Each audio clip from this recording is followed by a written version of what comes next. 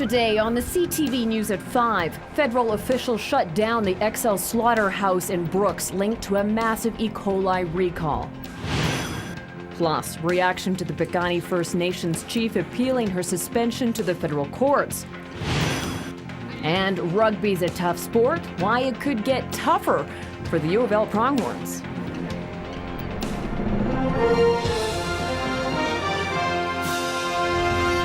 CTV News with Jackie Scantlebury.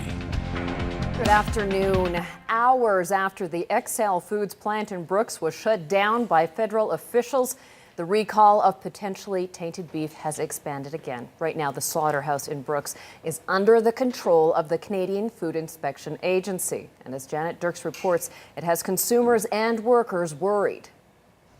Property line over there. It's tense at the XL meat packing plant in Brooks, Alberta. Its operating license temporarily suspended by the Canadian Food Inspection Agency over fear of E. coli contamination. To date, the company has not adequately implemented agreed-upon corrective actions and has not presented acceptable plans to address longer-term issues. The XL plant is the center of a meat recall. Hundreds of products, including ground beef, steaks, pulled from stores across the country and now in 30 states south of the border. Health officials are investigating 9 E. coli cases in Alberta. 4 linked to E. coli-tainted strip loin steak sold at this Edmonton Costco store. It's not clear where the E. coli originated, at the plant or a meat tenderizing machine, which Costco is no longer using. XL has expanded its voluntary recall to all meat processed on August 24th, 27th, 28th, 29th, and September 5th. And all products at the plant are now under the control of the CFIA. These products will only be released after being tested for E. coli 0157H7. It was American inspectors who alerted Canada about a positive E. coli test on beef shipped to the U.S. That was on September 4th. But the recall was not issued by the CFIA until 12 days later. In Ottawa, Canada's agriculture minister was grilled about the timing. Why did it take so long for officials to act? Canadian consumers are always our first priority when it comes to food safety. Back in Brooks, employees are wondering when they'll be allowed to go back to work. We don't have idea when we'll open again. XL is the main employer in Brooks with more than 2,000 unionized workers. Some told us they think the situation will be resolved by Tuesday, but the CFIA isn't committing to any date. They advise consumers more products will likely be recalled in the next few days. Janet Dirks, CTV News, Calgary. Late this afternoon, the beef recall was expanded to include whole muscle cuts like steaks and roasts sold by XL Foods. All were processed in last August and early September. For all that information, you can go to our CTV Calgary website. And in Brooks, news of the closure has sent shockwaves through the community. The shutdown is a major blow for the 2,200 people who work at the plant. We work little time in the morning, but then stop on midday. But everybody say, "Oh, that's gone." Everybody go home, but we don't know the reason. We are worried because that is that company is that's our source of income. So no other source of income. My wife is working in also in XL. So if they close permanently, I don't know what happened. The CFIA says if you have concerns about any beef you've bought, throw it out or take it back to the store. Use a meat thermometer to cook your beef to a safe temperature. For ground beef, that's 71 degrees Celsius, 160 degrees Fahrenheit. E. coli can be destroyed by heat. Avoid cross-contamination of food by following proper handling procedures and washing surfaces often.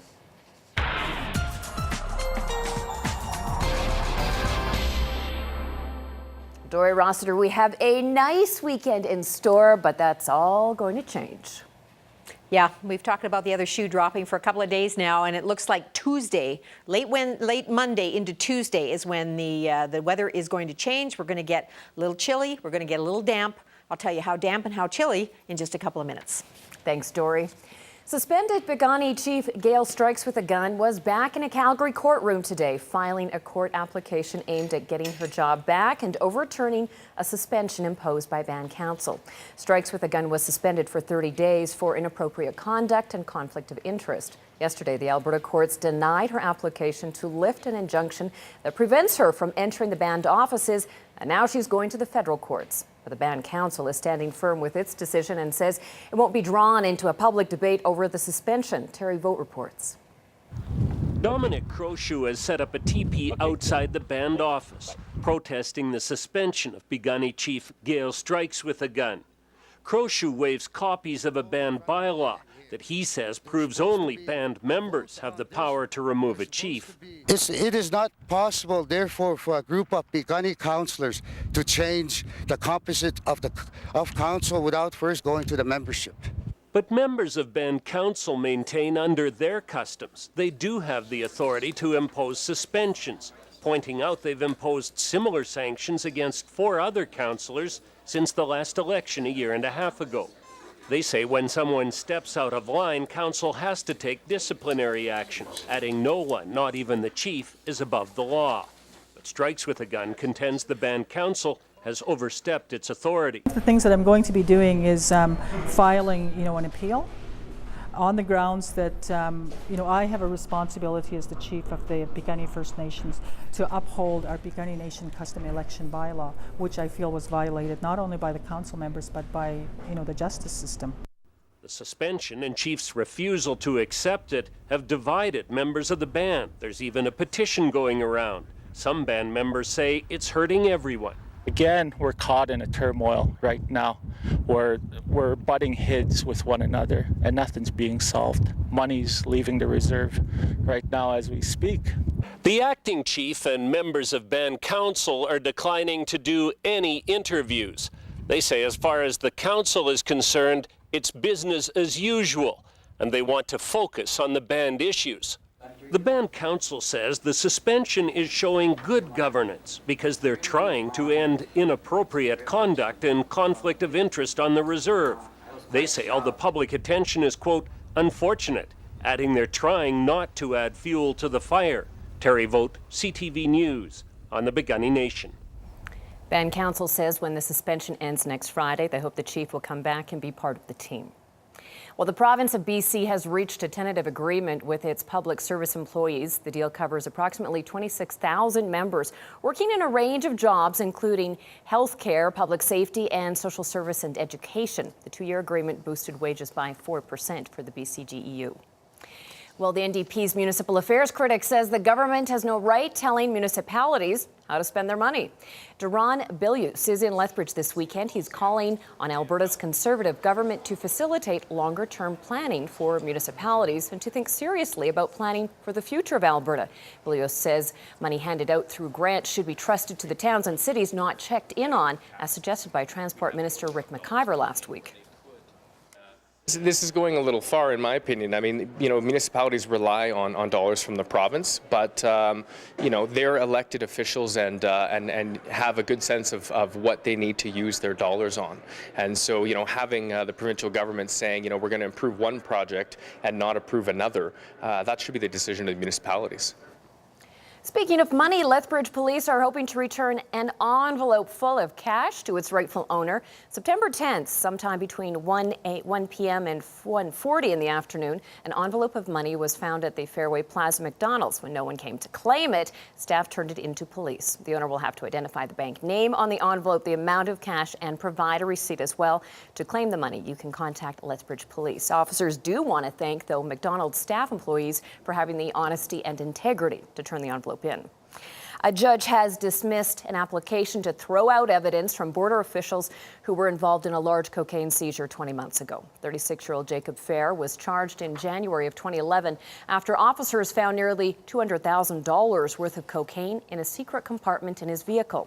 Fair's lawyer argued officials didn't have enough evidence to warrant the intensive search, so the results shouldn't be allowed. Witnesses testified police were tipped off that Fair would be returning to Canada with a load of cocaine from Mexico. The judge ruled that border officers had reasonable suspicions and the search was lawful. Fair is charged with trafficking and importing a controlled substance. The case has been adjourned until October 19th, when a date will be set for the trial to continue in Calgary.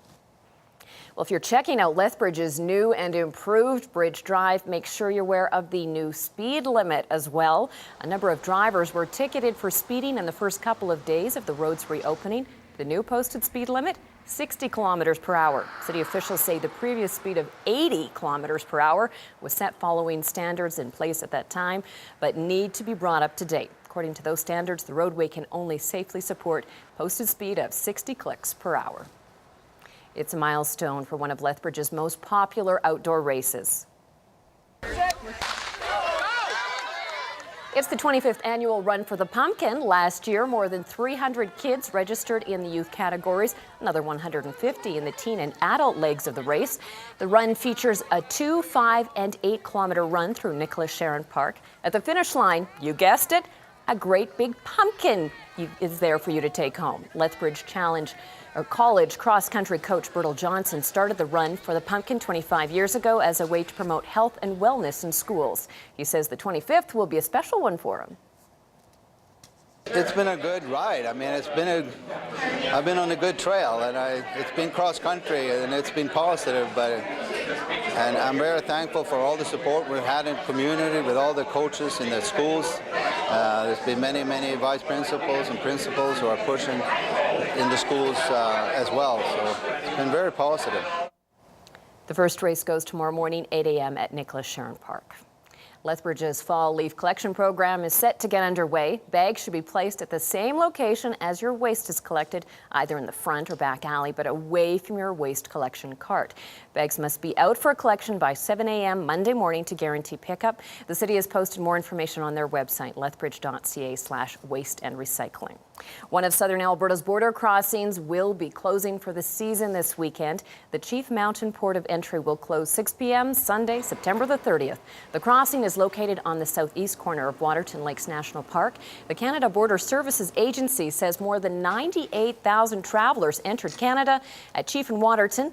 The crossing will reopen May 15th. And until then, though, travelers are advised to use the Carway or Coots border crossing. Time now for a look at how the markets wrapped up the week.